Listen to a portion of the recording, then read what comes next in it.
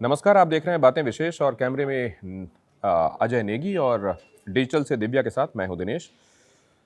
Ukraine और रूस के बीच संकट इस कदर गहरा गया है कि खबरें ये भी आ रही हैं और जो अमेरिकी खुफिया एजेंसियों के हवाले से खबरें हैं कि बुधवार भारतीय समय के मुताबिक तड़के सुबह 5:30 बजे रूस यूक्रेन पर धावा बोल सकता है। और अगर ऐसा है, जो कि क्योंकि अमेरिकी खुफिया एजेंसियां ये कह रही हैं कि रूस के टॉप मिलिट्री ऑफिसर्स के बीच की बातचीत को इंटरसेप्ट करके हमने ये जानकारी जुटाई है। अगर वाकई ऐसा है तो ये पूरी दुनिया के लिए खतरे की घंटी है, क्योंकि चाहे अनचाहे लगभग लगभग इस दुनिया के हर देश को किसी न किसी खेमे की तरफ खींचना पड़ेगा। वो खेमा या तो अमेरिका की अगुवाई वाला वेस्टर्न कंट्रीज का खेमा होगा, और या फिर रूस की अगुवाई वाला, जिसमें चीन भी समझा जा रहा है कि साथ खड़ा होगा, वो एक दूसरा खेमा होगा।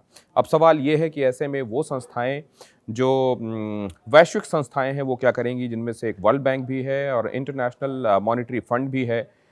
खास तौर से वर्ल्ड बैंक और इंटरनेशनल मॉनेटरी फंड ने आसन्न खतरे को देखते हुए यह फैसला किया है कि अपने काम को और अपने ऑफिसेस को फिलहाल वहाँ पर यूक्रेन में जो उनका ऑफिस चल रहा है उसको फिलहाल वो बंद करेंगे और अपने स्टाफ को किसी जगह टेम्परेली शिफ्ट करेंगे। बताया यही गया है। जो वैश्विक संस्था है उसने अपने कम्युनिकेशन में, जो कि इंटरनल कम्युनिकेशन है, उसमें उन्होंने ये कहा है कि हमारे स्टाफ मिशन को हम फिलहाल यहाँ सस्पेंड कर रहे हैं यूक्रेन के भीतर, और हमारे जो लोग हैं उनकी सुरक्षा हमारे लिए पैरामाउंट है, लिहाजा उनको किसी सुरक्षित जगह पर टेम्परेली शिफ्ट किया जा रहा है। वहराम स्टेपेनियन, जो कि रेजिडेंट रिप्रेजेंटेटिव हैं यूक्रेन के भीतर, उनको भी किसी सुरक्षित जगह पर शिफ्ट किए जाने के बारे में खबरें आ रही हैं।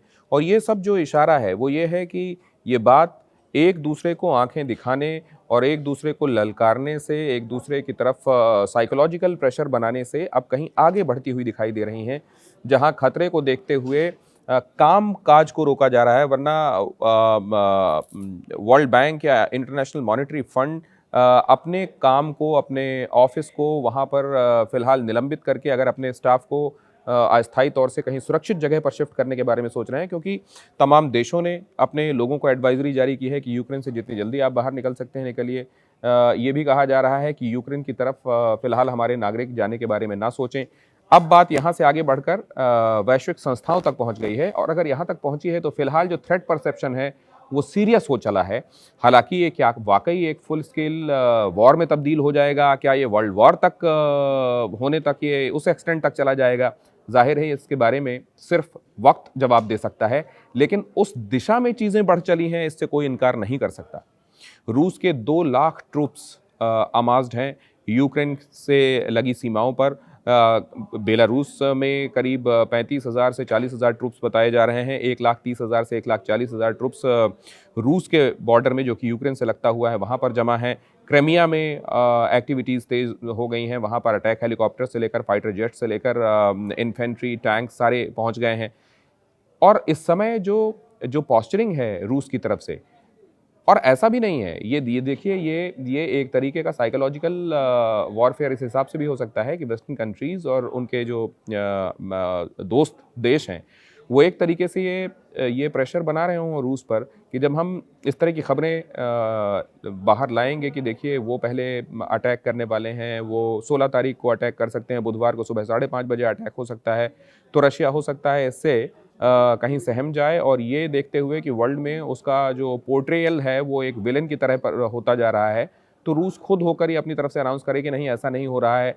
इसी से जोड़कर उसको भी देखा गया कि देखिए 10,000 ट्रूप्स को वापस रिट्रीवल के लिए बोला गया है रूस की तरफ से। लेकिन रूस को जो लोग जानते हैं और पुतिन को जो लोग जानते हैं, कि लेफ्टिनेंट कर्नल के तौर पर 15 साल तक केजीबी में वो अपनी सेवाएं दे चुके हैं, टफ स्टांसेस के लिए जाने जाते हैं, सैंक्शंस पहले से ही झेल रहे हैं अमेरिका के, और उन सैंक्शंस में भी उनको अपने राह आगे बनानी आ गई है।